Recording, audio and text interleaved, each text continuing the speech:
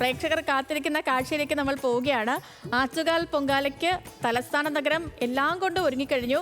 അടുപ്പുകളൊക്കെ കൂട്ടി ഒരുക്കങ്ങൾ പൂർത്തിയാക്കി ആറ്റുകാൽ ദേവിക്ക് പൊങ്കാലി അർപ്പിക്കാൻ പ്രാർത്ഥനയോടെ കാത്തിരിക്കുകയാണ് ഭക്തർ. നഗരത്തിലെങ്ങും ഭക്തരുടെ വലിയ തിരക്കാണ് അനുഭവപ്പെടുന്നത്. അപ്പോൾ ക്ഷേത്രത്തിൽ നിന്ന് സ്വാതിയുണ്ട്, ഈ സ്പോട്ടിൽ നിന്ന് അഞ്ജു ഉണ്ട്, മൈതാനത്ത് നിന്ന് സരികയും തമ്പാനൂരിൽ നിന്ന് VS അനുരാഗും ഒക്കെ നമുക്കൊപ്പം ചേരും. ആദ്യം നമുക്ക് ക്ഷേത്രത്തിനുള്ളിലെ കാഴ്ചകൾ ഇപ്പോൾ എന്താണെന്ന് അറിയണം. സ്വാതിയിലേക്ക് തന്നെ പോകാം. സ്വാതി, ക്ഷേത്രത്തിൽ ഇപ്പോൾ അഭൂതപൂർവമായ തിരക്കായിരിക്കും അനുഭവപ്പെടുക. കാരണം ഇനി ഈ പറഞ്ഞതുപോലെ ഏറെക്കുറെ 1.5 മണിക്കൂറേ ഉള്ളൂ തീ പകരാനായിട്ട്. 10:15 കൂടിയാണ് തോന്നുന്നത് അല്ലേ തീ പകരുന്ന സമയം. അപ്പോൾ അതിന് മുൻപ് ദർശനം പൂർത്തിയാക്കി തിരികെ ഇവർക്ക് ഇരിക്കുന്ന സ്ഥലത്തേക്ക് എത്തണം. അപ്പോൾ അതുകൊണ്ട് തന്നെ അത്രയും തിരക്കായിരിക്കും ക്ഷേത്രത്തിനുള്ളിലെന്ന് മനസ്സിലാകുന്നു.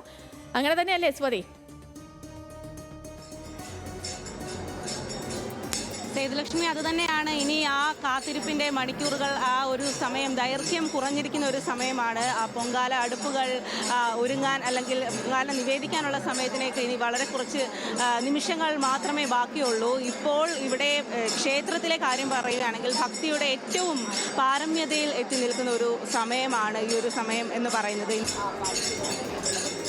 അതെ സേതുലക്ഷ്മി, അതുതന്നെയാണ്. ആ വ്രതം നോറ്റിയുള്ള ആ ഒരു കാത്തിരിപ്പ് സൂചിപ്പിച്ചതുപോലെ ഞാനിപ്പോൾ നിൽക്കുന്നത് തിടപ്പള്ളിയുടെ ഭാഗത്താണ്. ഇവിടെയാണ് ഭണ്ഡാര അടുപ്പ് ഒരുങ്ങിയിരിക്കുന്നത്. അത് ഒരുക്കി വെച്ചിട്ടുണ്ട്. ഇനിയും ശുദ്ധപുണ്യാഹം തളിച്ച് അടുപ്പ് വിട്ട് ചടങ്ങിന് ശേഷം ഇവിടേക്ക് തീ പകരുന്നതോടുകൂടിയാണ് മറ്റ് ഇവിടെ ഈ തിരുവനന്തപുരം ജില്ലയിലെ നാനാ ദിക്കുകളിൽ ഒരുക്കിയിരിക്കുന്ന അടുപ്പുകളിലേക്കും അതേ സമയം തന്നെ തീ നൈവേദ്യ ചടങ്ങുകൾ ആരംഭിക്കുക. ഇപ്പോൾ എനിക്ക് ഇവിടെ കേൾക്കാൻ സാധിക്കുന്നത് തോറ്റം പാട്ടാണ്. ഈ ഐതിഹ്യത്തിൽ പറയുന്നത് പോലെ അല്ലെങ്കിൽ